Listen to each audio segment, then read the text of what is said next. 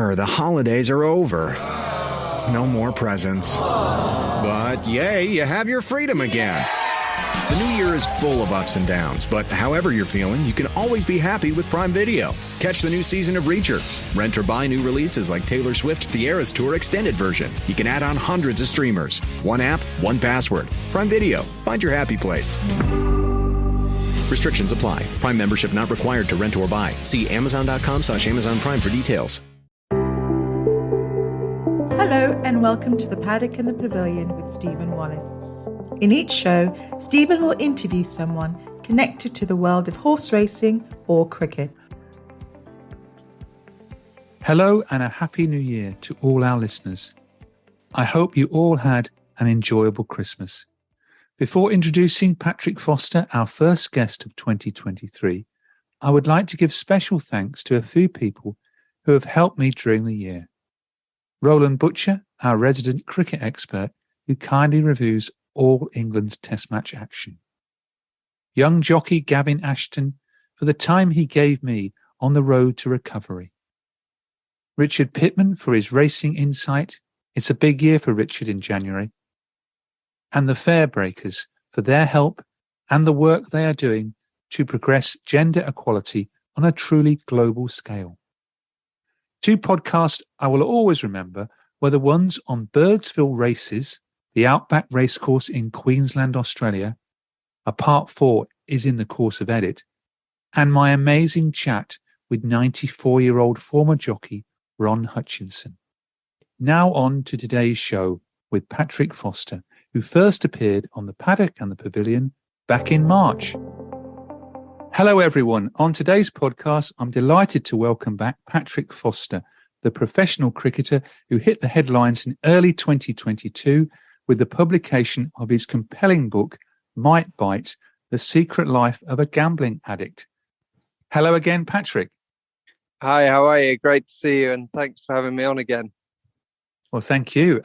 You've had a very busy year traveling around the globe, talking about your story and how you can help others not go through what you went through. Yeah, that's right. It's certainly been another whirlwind year. Lots of travel, been to all sorts of places, but it's certainly been one that I'll never forget and a very rewarding one, and continue to enjoy what I do. It's nice to give something back after taking a lot away and hopefully be making a difference by using my story and experiences. And how many schools, colleges, workplaces, sporting organisations have you been to? It's a good question, actually. I probably don't know the exact number. I certainly know that I've been into over 100 independent schools this year. And then when you add on to that a number of state schools, sporting organisations, as you said, companies, organisations. I dread to think almost how many it is, but none is kind of more important than another. And as I always say, if I've reached lots of people, that's great. If I've helped one, even better. And have you had to tailor your talk depending on the audience? Yeah, you do. I mean, obviously, when you're talking to students, pupils within schools, it's important that that's tailored according to the age of them, both in terms of kind of how hard hitting the message is, but also according to their age as to whether they're kind of legally able to gamble or not. So you have to, you certainly have to think about what the intention of the message is, although it doesn't differ that much. And then obviously in sporting organisations, you focus on their kind of situation, the environment they're in, the lifestyles they lead. So whilst the intention and the message doesn't differ hugely, there's certainly a little bit of variety in what's said and how it's done. So what's the youngest people you've been talking to? So I think the youngest audience that I've actually spoken to this year is year 8 pupils.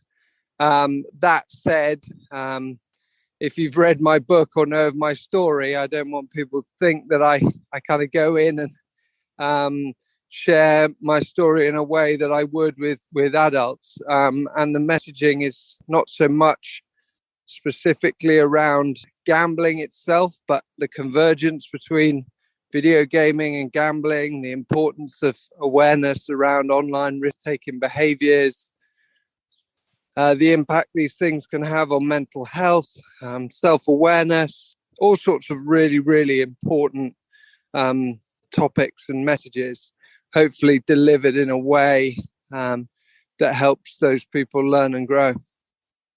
And what's it been like going back to some of your former schools? You went to Oundle, didn't you? Yeah, I mean, that's always the most kind of surreal talk I ever do, I think. Taking myself back to being sat in the Great Hall, listening to a general studies lecture, and there I am on stage. And it is very strange, but at the same time, it's a real privilege to be able to do that. It's always interesting because there's teachers in the audience in the room that actually taught me. And I think one of the things that hits home more than anything for them and a lot of people connected to organizations where I was kind of part of the fabric is that actually it's that thing about me being the last person that they ever expected to go through what I did. And I think that kind of makes it hit home even more. Shows it can really happen to anyone. Yeah, absolutely. And I think in many ways, one thing I'm realizing through the work that I do is that narrative is changing. I think historically it was a case of, well, there's certain people that these sorts of things are likely to happen or affect. And now actually that's changing a lot. And often these things are actually happening to those so-called people you least expect it to. And that's what's scary. And again, I think one of the things that my story perhaps demonstrates is that actually, whilst these things are going on, people can continue to be high-functioning individuals, and in some ways, that allows people to mask the real truth even more. Which was the case in your particular story. Yeah, absolutely. I think I kind of talk at length about how I became a master of disguise and was able to hide it from almost everybody. Of course, people recognize that there's perhaps an issue and things are going on, but I think nobody ever realizes the extent to which these problems might be manifesting themselves. And what's the feedback been like from the schools? Yeah, I mean, I'm very lucky in the sense that it seems to have been incredibly positive. I think the nicest part of it is the way it touches everybody in some way, even if they don't gamble or haven't had any issues of this kind yet. It seems to still have an impact and resonate with them. I think one thing that is for certain is that nobody doubts the relevance and importance of it, which is scary in itself. But actually, yeah, I think for as long as the feedback continues to be like it is, then I'll keep doing what I do. And you said on our previous podcast that you weren't against gambling. I mean, horse racing is dependent on gambling. But do you think there's progress being made in the way it's being portrayed in the media? Yeah, I do. As I said before, and I'll say again, I'm not anti-gambling. I recognize that everybody who gambles doesn't have a gambling problem or become a gambling addict. But for a small percentage of people, when it does get you, it can get you really badly. And what I am trying to do is to try and help those people who are that small percentage, but also influence the way people view that and make sure that less people are affected by it. So I think in terms of awareness of it as an issue, we've come a long way in the last few years. And there's certainly much more awareness. There's more education going on. And there's more proactive measures being put in place to try and protect those people. So, yeah, certainly progress is being made. I still think there's a way to go, but we're getting there. And hopefully I'm playing a very small part in that. And the book Might Bite, it's had some excellent reviews. It's just been nominated in the Cricket Writers Club Book of the Year. Yeah, I mean, the book, I still can't believe that it was this year that it was published. It seems a long time ago, but the kind of exposure that it got on publication was extraordinary, quite overwhelming in many ways, and something I'm incredibly grateful for. And then to be nominated for awards and get some of the reviews and feedback that we have makes me very proud. So yeah, it's been a fantastic experience for me. Certainly, I've learned an awful lot. And as I said earlier, I hope it's made a difference to some people's lives. Well, I'd certainly recommend the book to anyone who wants to read about your story. It's compelling stuff. And as a professional cricketer, did you get to play some games this year? I did, yeah. I played for my club, Horsepath, in the Home Counties League. And yeah, I certainly enjoyed playing. The season was cut short by the birth of my son. So I guess that was as good a reason as ever to not play. But yeah, it was lovely to be playing again with a smile on my face. I captained the club, which for anybody who does that week in, week out, you'll know it's a real experience and a challenge at times, but one that I really enjoyed. And yeah, just a few months off and inevitably we go again. So you got more than just early season wickets this year then, did you? Well, I'm not sure about that. Certainly not as many as I should have done, but managed to get a few wickets, which was nice. Perhaps not as many runs as I could or should have done, but I guess that's the story of my career. And on the cricket front, what did you think to England's year 2022, just winning in Pakistan, led by Ben Stokes? Yeah, I mean it's been a complete revelation, and I've loved every minute of watching and following it. I've got huge admiration for people that, as I always say, practice what they preach. And yeah, what they've done, I really do think they've changed the game. And they live by the sword, die by it. And I really enjoy that. I think there's going to be some challenges ahead. I don't think it's all going to be plain sailing, but I certainly think it's going to be entertaining. And that's something that I'm all in for. And then, of course, what they did in the white ball format as well, winning the World Cup over in Australia, was amazing and great to see. So yeah, it's been a fantastic year for England, and obviously the women's game has gone from strength to strength, and I think that will continue to be the case. So yeah, it's certainly a year to remember for English cricket. And let's hope it's the same in 2023 when we've got both men's and women's Ashes on home soil.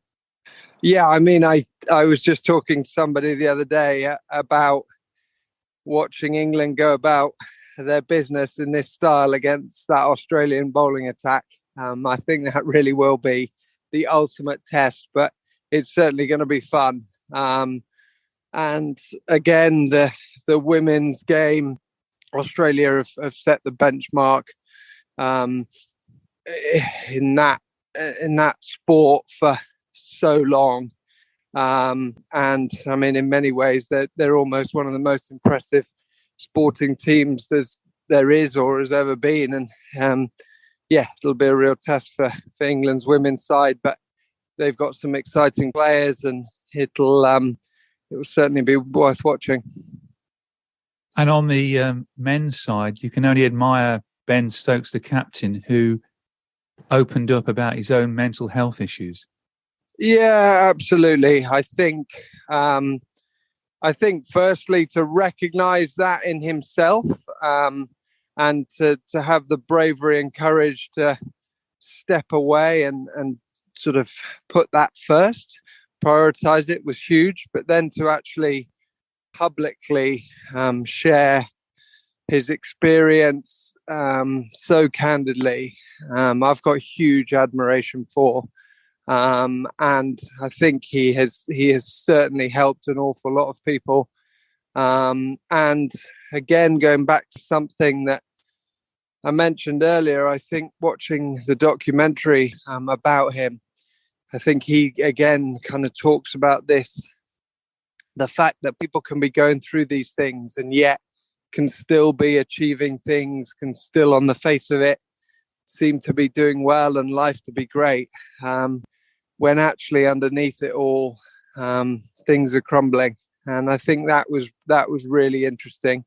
I do also think that what he had been through previously, and he's had some well-documented trials and tribulations. I think in a life like he leads, often you have to move on so quickly from those things, and do you have time to really reflect and let those sink in? Perhaps not. And I think that took its toll eventually. But I've got a huge amount of respect for him for coming out and talking about it. And my word, as a cricketer, he's something else, and clearly an extraordinary captain. And personally, you mentioned earlier in the podcast that you became a dad. You and your wife, Charlotte, your son, Freddie, was born on the same day that Queen Elizabeth II died. Yeah, that's right. Obviously, a very sad day for everybody else, an extremely happy one for us. Luckily, sort of Freddie was born at 1 o'clock in the morning, and the news of the Queen's sad passing didn't sort of reach us until the evening. So we had time to celebrate and enjoy Freddie's arrival before paying our own tributes to the Queen. But yeah, it's like anybody who's a parent knows, it's been a whirlwind. It's like nothing else, but it's certainly the best thing in the world. And I've had an opportunity to reflect a lot over the last few months. And as I say in my talks now, the one thing I've reflected on more than anything else since Freddie's been born is I can now do the most important job in the world of being a parent. And when I was going through what I did, I couldn't even look after myself, let alone somebody else. So that fills me with enormous pride. And more talks again in 2023? Yeah, absolutely. The schedule and diary is already filling up. And yeah, lots more schools to speak to, organisations to work with. And I don't think we're anywhere near getting to where we want to get to as an organisation, and me personally. But I also think, and I'm always very honest about this, I know that what I do, whilst I love it and intend to do it for as long as people want or need it, I don't think it's what I'll do forever. Just because I think there's going to come a point where actually it's time to move on, not let kind of gambling monopolize my life, whilst it does in a very different way. But we're certainly not there yet. So for as long as that's the case, absolutely, talking and sharing and hopefully making a very real difference. And this is working for Epic Risk Management. Yeah, that's right. And that the business in itself, I think, shows the scale of the problem, in the sense that we've grown from being just a handful of people with lived experience to now a team of nearly 40 people operating in numerous different countries across the world. And I've seen that business grow as my kind of recovery's progressed, and that's been fantastic, the work that it does. And now branching out into other parts of the world, particularly America. So yeah, it's certainly been a journey and an exciting one. And I caught a quote that you'd put on your Twitter page, which I thought was very appropriate. You can't go back and change the beginning, but you can start where you are and change the ending. Yeah, absolutely. C.S. Lewis. I think my favorite quote and the last slide in any presentation that I give, because I think that really is the mantra that I have had to adopt in my recovery since that moment in 2018. And I think there's a lot to be said for it. I look back, I try not to stare, because ultimately, whilst I would love to change the past, I can't. But what I can change is the future, and that's my every intention. Well, thank you very much again, Patrick, for joining me on the Paddock and the Pavilion. It's been a real pleasure to catch up with you and hear the fantastic work you're doing around the globe. You even went to Nairobi, I think, where you were born. Yeah, that's right. A trip to Kenya for some education work, and actually back there at the end of January, which will be great, and a place close to my heart. So who knows where this world and this work is going to take me in 2023, but 2022 has been a year I will certainly never forget. And thank you personally for all your support of my work, my book, and your part in raising awareness. It's much appreciated. Well, thank you very much, and best wishes for 2023. Thank you for listening to The Paddock and the Pavilion. You can download the show on Apple Podcasts, Amazon Music, SoundCloud, Stitcher and Spotify. Follow us on Twitter, Facebook and Instagram at The Pad and Pav. Don't forget, if you like the show, please do leave us a rating and review. Sports Social Podcast Network. At Blackpack, we're building a movement to grow Black political power. We've been at the forefront of change, using the power of political engagement to reshape our economic, justice, and political system. Our dedication shines through every election as we rally Black voters to the polls, propelling leaders that represent us into office. We're building a lasting impact and a political home for our community with a commitment to Black voters that go beyond the ballot. Visit blackpack.com today.